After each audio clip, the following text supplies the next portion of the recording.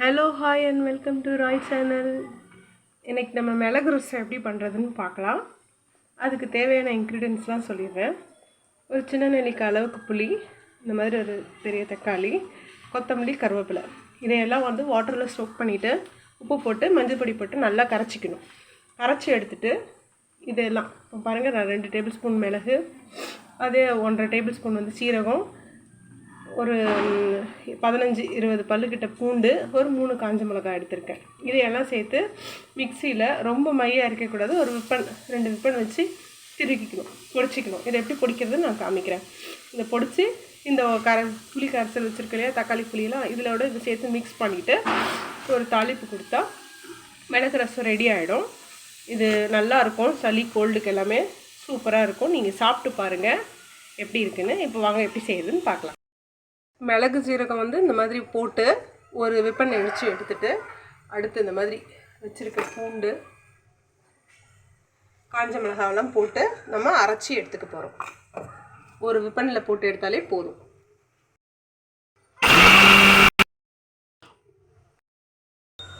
இப்போ பாருங்கள், நம்ம அரைச்சி எடுத்துட்டோம். சூப்பராக இருக்குது பாருங்கள். இப்போ இந்த அளவுக்கு அரைச்சா போதும். ஓகே, இது பாருங்கள், இந்த மாதிரி தக்காளி, புளி, மஞ்சள் பொடி எல்லாமே சேர்த்து இந்த மாதிரி நம்ம கரைச்சி வச்சுருக்கோம். இதில் பெருங்காயத்தூளை ஆட் பண்ணிக்கணும். ஆட் பண்ணிவிட்டு நாம் இப்போ இங்கே இந்த அரைச்சி வச்சுருக்கோம் இல்லையா, இந்த பொடியை இதில் கலந்துக்கலாம். கறந்து நல்லா கரைச்சி விட்டுக்கோங்க. தேவையான அளவுக்கு வாட்டர் விட்டுக்கோங்க. நான் ஒரு 1.5 சொம்பு தண்ணி விட்டுருக்கேன். ஒரு அப்ராக்சிமேட்டாக ஒரு 1.5 லிட்டர் தண்ணி விட்டுக்கோங்க. இதில் இன்னும் நான் இப்போ மஞ்சள் பொடி சேர்க்கலை. இந்த ஸ்டேஜ்லேயே நீங்கள் உப்பு பார்த்துக்கணும். ஏன்னா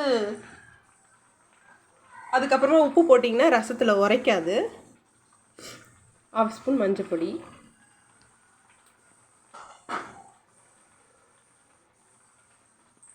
பெருங்காயப்பொடி போட்டுக்கலாம்.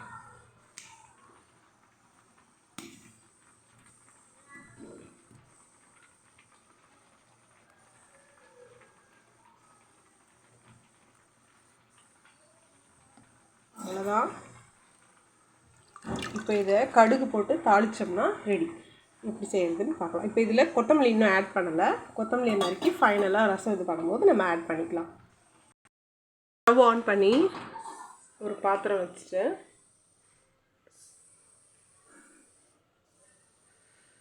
ரசத்துக்கு ரொம்ப ஆயிலெலாம் விடக்கூடாது. ஒரு 1/2 ஸ்பூன் மட்டும் ஆயில் விட்டு, கடுகு வெடிக்கிறதுக்காக மட்டும் ஒரு 1/2 ஸ்பூன் ஆயில் விட்டு ஒரு 1/2 ஸ்பூன் கடுகு போட்டுது.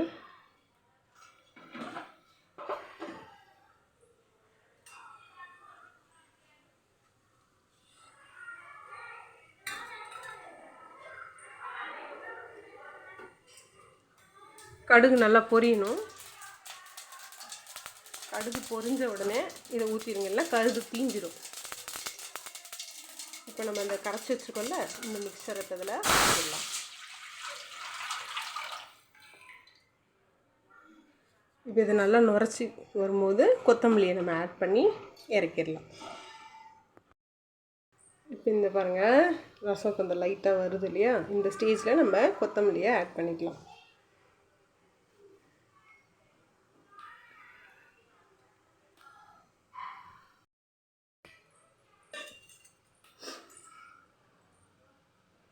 அவ்வளோதான், நம்மளோட ரசம் ரெடி ஆகுது. லைட்டாக பபிள்ஸ் வரும்போது இதை ஆஃப் பண்ணிவிட்டு கொஞ்சம் தட்டு போட்டு மூடி வச்சிட்டிங்கன்னா ஒரு 10 மினிட்ஸ் கழித்து சாப்பிட்லாம். பாருங்கள், பபிள்ஸ் வருது. அவ்வளோதான், நான் ஸ்டவ்வை ஆஃப் பண்ணிட்டேன். இப்போது நம்மளோட மிளகு ரசம் ரெடி ஆயிடுச்சு. இது லாஸ்ட்டாக சாதம்லாம் முடிச்சுட்டு ரசம் ஊற்றி சாப்பிடுவீங்கள்ல, நல்ல ஜீரணம் ஆகும். கோல்டு பிடிச்சிருந்தாலும் நல்லது சாப்பிட்டிங்கன்னா. எப்படி இருக்குன்னு செஞ்சு பார்த்துட்டு சொல்லுங்கள்.